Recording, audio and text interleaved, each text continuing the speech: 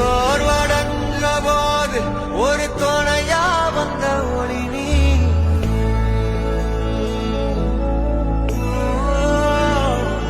கண்ணில் நீர் வடிஞ்ச போது சிறு துணியா வந்தவரோ நீ.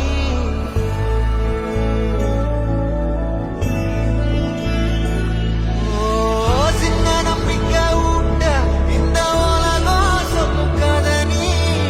அந்த கதையை வீர அவதரிச்சு வந்த நிஜம் நீ. மக்கள் மனசால வந்து பிறந்த தமிழ் மகன் நீ.